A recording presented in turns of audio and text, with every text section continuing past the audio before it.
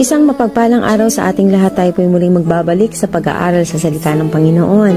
At tayo po'y nasa ika-6 na kabanata na ng aklat ng Genesis, ang unang aklat ng Biblia.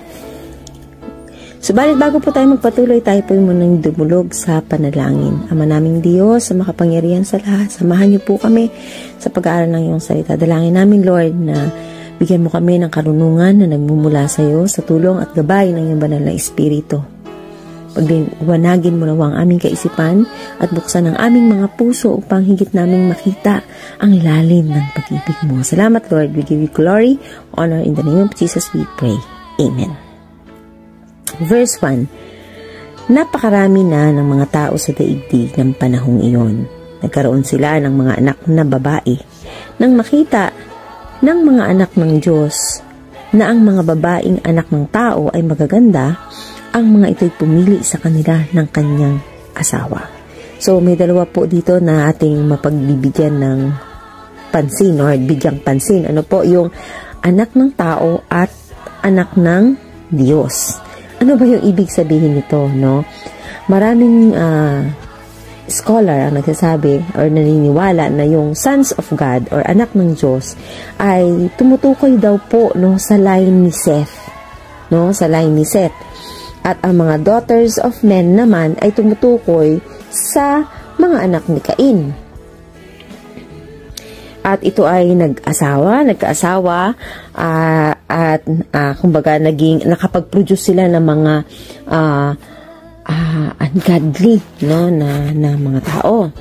Kaya naman yung ibang nagtuturo, sinasabi po talaga na ito yung dahilan kung bakit ay itinuturo na huwag makikipamatok ang mga Kristiyano sa hindi nila pananampalataya. Kasi dahil dito ay nakakapag-produce ito ng mga tao na talagang hindi naniniwala o nananampalataya sa Panginoon. Subalit, na naniniwala naman ang karamihan, no, na ang tinutukoy naman po dito na sons of God ay ang ito yung mga anghel, no, na nagrebelde, no, sa Panginoon.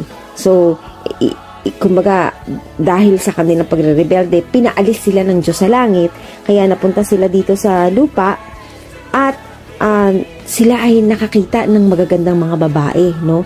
Kasi at dahil nakakita sila ng magagandang babae, sila po ay nakipag-asawahan sa anak ng tao. Yun naman po yung mas maraming opinyon na lumalabas at ito ay kanilang pinaninindigan.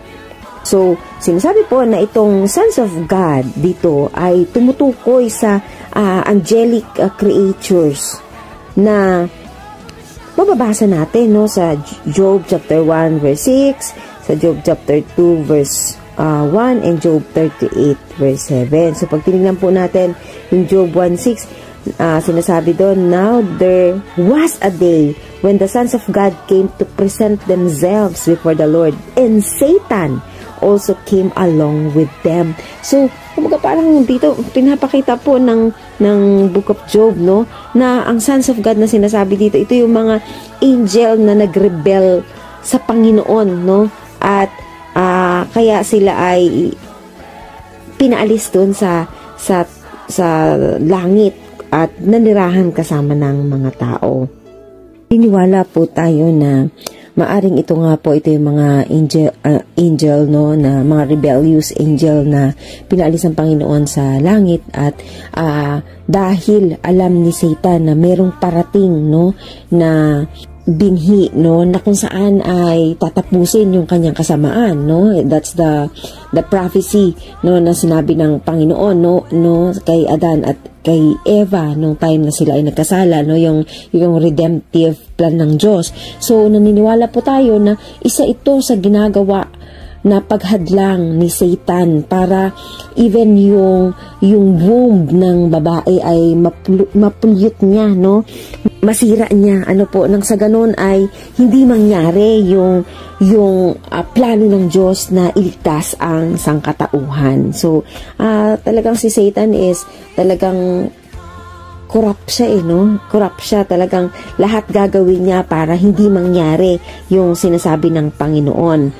Subalit, ang ating Diyos ay mas makapangyarihan o pinakamakapangyarihan sa lahat. Kaya naman, hindi niya ito mahahadlangan. Verse 3, sinabi ni Yahweh, hindi ko ipapahintulot na mabuhay ng habang panahon ang tao, sapagkat siya ay makalaman.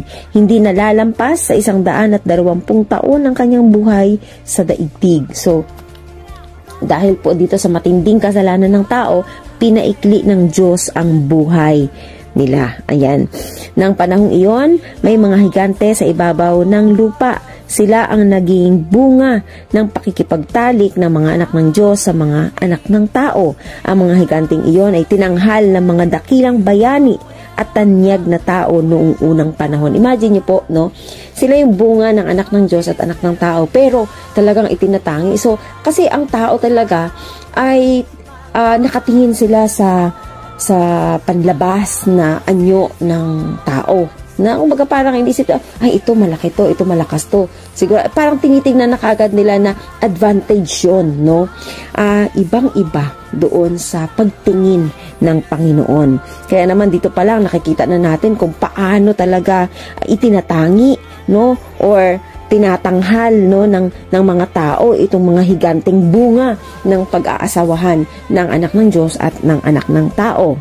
Kaya makikita po natin na may dahilan ng Panginoon kung bakit kailangan ay wakasan niya ito. Dahil pwedeng ito ang magbulid sa matinding pagkahiwalay ng Diyos sa tao. Verse 5, nakita ni Yahweh na laganap na ang kasalanan ng tao sa daigdig at puro kasamaan na lamang ang palaging nasa isip nito. Kasi nga corrupted na, yung kaisipan, yung puso ng tao, Verse 6, kaya't labis na ikinalungkot ni Yahweh na nilikhapan niya ang tao. So sinasabi ba na nagsisi ang Diyos na ganito yung nangyari? Sinasabi ba na hindi alam ng Panginoon na ganito yung mangyayari?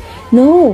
Control at alam ng Diyos ang lahat ng bagay. Alam niya, siyasat niya, even nga, tayo na sa sinapupunan ng ating mga magulang, alam na niya kung ano yung mangyayari. Pero po, dito makikita natin yung sinasabi ng pagsisisi ay tumutukoy po sa labis na kalungkutan ng Panginoon. Verse 7, sinabi niya, lilipulin ko ang lahat ng taong aking nilalang. Lilipulin ko rin ang lahat ng hayop at mga ibon. Ikinalulungkot kong nilalang ko pa ang mga ito. Ngunit, si Noe ay naging kalugod-lugod kay Yahweh. Ayan. So, dito po makikita natin na grabe na yung kasamaan ng daigdig, no? Grabe yung kasamaan ng tao, and hindi talaga iaalaw ni Lord na manatili ang mga masasama. At dahil doon ay nagpasya ang Panginoon. Masasabi kaya na si Noah ay hindi nagkasala or perfect sa paningin ng Panginoon? I guess hindi. Subalit, hindi na-earn ni Noah yung grace. Sa halip, yun po ay nakita niya, no, sa Panginoon. Kaya, walang sino man talaga na nagtrabaho or nagsumikap para dun sa biyaya, no? Subalit, iyon ay ating natatagpuan sa Panginoon. Iba yung pinagtrabahuhan mo doon sa naranasan mo. Sabi nga po ng Romans 5:20, moreover, the law entered that the offense might abound. But where sin is abounded, grace abounded much more. So talagang grabe si Lord. No? So sa verse 9, sabi po dito, ito ang kasaysayan ni Noe. Matuwid at mabuting tao si Noe noong kanyang kapanahunan. Namuhay siya ayon sa kalooban ng Diyos. Then, siya ay may 3 anak na lalaki, sina Shem, Ham, and Japheth. Dito po makikita natin, hindi po ibig sabihin sinasabi dito matuwid at mabuting tao ay hindi na siya nagkasala. So, maaring nagkasala po si Noe, pero meron siyang pananampalataya at mabuting relasyon sa Diyos, kaya itinuturing siyang matuwid. At makikita din po natin dito yung 3 anak ni ni Noah. Kumbaga number 3 talaga ay very significant po sa Bible, na kung saan talaga yung tatlo ay pundasyon talaga siya, yun yung number na pundasyon. Kagaya po ng kung paano nag-umpisa yung mundo. It was created by God.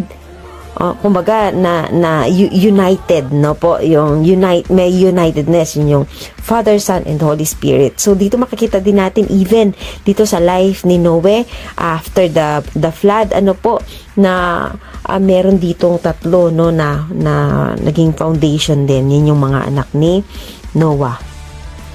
Maliban kay Noe, masasama ang lahat ng tao sa paningin ng Diyos at laganap ang karahasan sa lahat ng dako. Ito ang kalagayang nakita ng Diyos sa buong daigdig, na mumuhay sa kasamaan ang lahat ng tao. Sinabi ng Diyos kay Noe na pagpasyahan ko ng lipulin ang lahat ng tao sa daigdig, umabot na sa sukdulan ang kanilang kasamaan. Gugunawin ko silang kasama ng daigdig. So makikita po natin dito na although our God is loving God, He is also God of judgment, no? He is a judge, no? At dito din po makikita natin si Lord lang din ang nakakaalam ng panahon ng pagbawi niya ng buhay, no? Or pagbibigay niya ng end sa kanyang nilikha, no? Wala yan sa kamay ni Noe, no? Kundi yan po ay nasa kamay ng Diyos. At makikita po natin, no? Isa sa root ng galit ng Diyos is yung rebellion, no? Rebellion, yung corruption, yung wickedness, yung sexual immorality. Yan po talagang makikita natin na talagang hate ng ating Panginoon. Tumutukoy man, no, yung pagpapakasal ng Son of God sa Son of Man, no? Kung saan sinasabi nga natin yung mga rebellious angel, no? At ang mga anak ng tao ay hindi naging maganda yung naging bunga. Same din po, no, sa realidad na kapag tayo po ay pumili ng mga taong walang pananampalataya, kahit tayo ay gaano pa kalalim sa ating pananampalataya, imposible po talaga na hindi tayo makukorap, no, hindi tayo mapopollute sa kanilang kaisipan, sa kanilang mga pananaw. Kaya talagang malinaw po na ibinabahagi sa atin ng Word of God. Though may mga tao naman po na naging successful, pero napaka-minimal po yon. Kaya naman talagang sikapin natin, no, na sundin kung ano yung payo ng salita ng Panginoon, kasi ito po talaga ang siyang maglilid sa atin sa mas maayos at mas malapit na buhay kasama ng ating Panginoon. Makikita din po natin dito, no, yung kabutihan ng Panginoon na sinabi niya kay Noe, no, yung kanyang plano na lipulin ang lahat ng tao at ang daigdig. Na ganoon din po sa atin, 'di ba? Kung ano yung plano ng Diyos sa mga taong rebelde, sa mga taong gumagawa ng hindi maganda, sa mga taong hindi tumatanggap sa ating Panginoong Hesus. Malinaw po ang Biblia, no, sa kung ano yung planong gawin ng Panginoon. Kaya naman we are blessed, no, na tayo po ay napapaalalahanan. Nagpapadala ang Diyos ng mga tao na ipinapakilala sa atin ang kabutihan ng ating Panginoon, yung pagkakataon na ibinibigay niya sa atin. Nang sa ganun, tayo po ay hindi magpatuloy sa kasalanan at manumbalik tayo sa Panginoon. At dito po makikita natin sa buhay po ni Noe, no, kung paano po kumilos ang Panginoon sa kanyang buhay, at kung paano din na hindi inilihim ng Diyos kay Noe ang mangyayari sa mundo at maging sa mga tao. Verse 14, kaya gumawa ka ng isang malaking barko na yari sa kahoy na sipres. Lagyan mo ito ng mga silid at pahiran mo ng alketran ang loob at labas nito. Ang barkong gawin mo ay 135 metro ang haba, 22 metro ang luwang at 13.5 metro ang taas. Bubungan mo ito at lagyan ng kalahating metrong pagitan mula sa bubong hanggang sa tagiliran. Gawin mo itong 3 palapag ang barko at lagyan mo ng pintuan sa tagiliran. Dito po makikita natin, no, na inutusan ng Panginoon si Noe na gumawa ng arko na kung saan ay may tamang sukat, may tamang haba. Kumbaga hindi siya basta lang sinabi na gumawa ka ng ganito, kundi meron siyang inuutos kay Noe na tamang sukat, no? Or kung ano yung gagawin niya, kung ano yung mga materialis na gagamitin. Same po sa atin, no?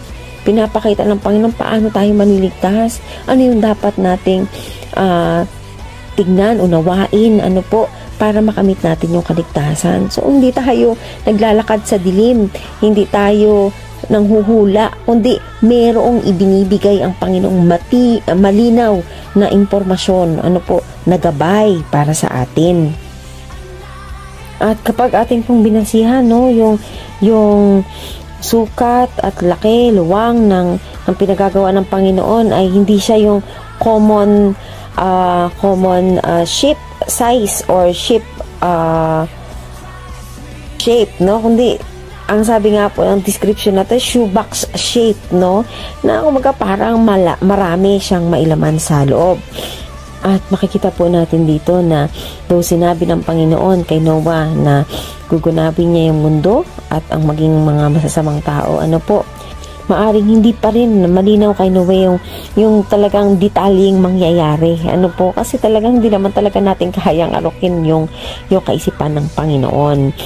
At sinasabi po dito, no, na pahiran, no, ang linaw po ng description ng Panginoon sa kanya, na instruction, sabi niya, napapahiran niya ito ng alketran sa loob at labas, no, kasi po yung alketran or yung pitch na tinatawag sa English, yan po ay ginagamit para maging waterproof yung kahoy, ano po, kung saan talagang mapipreserve yung ark na yon ng mahaba-habang panahon, ano po. At masasabi natin na itong alketran na to o yung pitch na ito ay maaaring may symbolism siya or type of the blood of Jesus, no, napipreserve, no, lahat ng nagtitiwala sa kanya ay napipreserve, no, na kumbaga hindi siya masisira, ano po. So marami pa po tayong mapag-aaralan patungkol po dun sa type of Jesus o typology of Jesus sa ating mga aaralin dito po sa Book of Genesis na patunay na wala pa man si Jesus sa Old Testament. Di man natin siya nababasa literally or wordly, is makikita naman natin kung nasaan siya at ano yung nakikita natin na role ng ating Panginoong Jesus dito, na kumbaga katibayan, no, na nag-e-exist na siya. 17, palulubugin ko sa tubig ang buong daigdig at malilipol ang lahat ng may buhay sa balat ng lupa. Ngunit ako'y gagawa ng kasunduan natin. Isama mo ang iyong asawa, ang iyong mga anak na lalaki, pati mga asawa nila, at pumasok kayo sa barko. Magsakay ka ng isang lalaki at isang babae sa bawat uri ng hayop at ibon upang magpatuloy ang lahi nila. Magsakay ka rin ng tagi-isang pare sa bawat uri ng ibon at hayop at mga gumagapang sa lupa upang magpatuloy rin ang lahi ng mga ito. Maglaan ka ng lahat ng uri ng pagkain para sa inyo at sa kanila. Nung sinasabi kaya ng Panginoon to, ano kayong nararamdaman ni Noe, no? Kasi kumbaga po, siya lang yung pwedeng makapagsabi na nung panahon na yun na kung gaano kasama yung mundo nakikita din ito ni Noe, ano po. Pero alam niyo po ba, talaga dito makikita talaga natin na though mahal ng Diyos ang sangkatauhan, no? Kaya kailangan niya talaga i-save yung remnants, no? Yung, alam niyo yung merong, kasi kung hahayaan ng Diyos na magpatuloy itong kasamaan na to, even sina Noe ay posibleng makurap, no?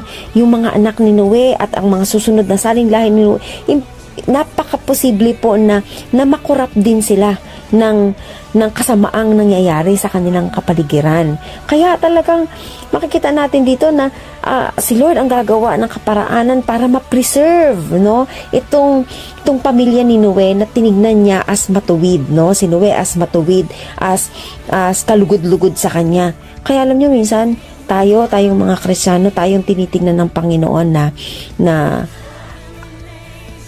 kanyang mga anak, pinipreserve niya tayo sa pamamagitan ng inaalis na yung mga tao na pwedeng makasira, no, sa ating paglakad sa ating pananampalataya sa Kanya.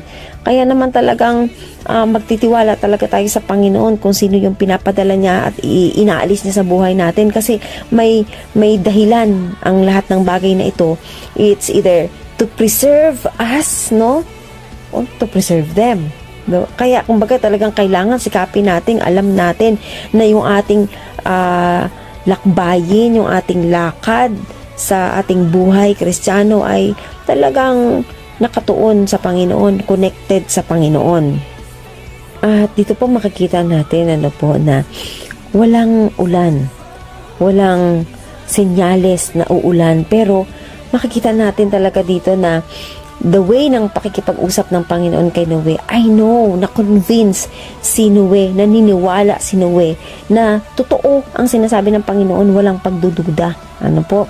Kasi dito talaga makikita natin na katunayan yon na ang Diyos hindi siya nagkakamali sa kanyang pagpili, kasi alam niya na kapag si Noe ang tinap niya, alam niya na tinignan niya ito na matuwid, alam niya ito ay tutugon sa kanyang panawagan, tutugon at susunod sa kanyang utos. So verse 22, sabi kasi po dito sa 22, at ginawa nga ni Noe ang lahat ng inuutos sa kanya ng Diyos. So talaga po dito makikita natin hindi pa man niya nakikita yung senyales na talagang uulan, pero naniniwala siyang mangyayari ito.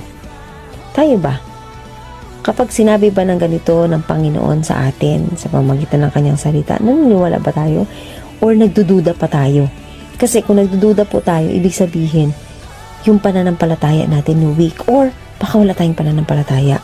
Kasi po si Noe, hindi niya man nakikita yung senyales na mangyayari, pero dahil sinabi ng Panginoon, naniwala siya. Kaya naman sumunod siya. Ang katunayan po na tayo ay naniniwala sa salita ng Diyos ay ginagawa natin yung inuutos ng Panginoon. Kaya yung work, hindi siya maihihiwalay sa faith. No? Kasi imposibleng may pananampalataya ka nang walang gawa. Ayan. So, kaya naman po mga kapatid, lahat ng ating nakikita, nababasa, naririnig na salita ng Panginoon, makikita at masasalamin kung totoo tayong mananampalataya kung ito'y ating ginagawa. Dahil kung hindi natin ginagawa, malinaw pong senyales na wala tayong pananampalataya. Kaya napakaganda ng buhay ni Noe. Patunay po na kahit hindi niya pa nakikita, kahit wala pa siyang sign na kumbaga na pruweba dun sa mga mangyayari, naniwala siya kasi ang tinitingnan niya ang nagsasalita sa kanya, ang nangungusap sa kanya, at yon ang Panginoon na makapangyarihan, ang Diyos na kanyang sinasamba at pinaniniwalaan. Kaya tayo mga kapatid, kailangan maipakita natin yung ating pananampalataya sa pamamagitan ng pagsunod sa salita ng Panginoon. Sana po napagpala tayo at muli kay Jesus ang papuri.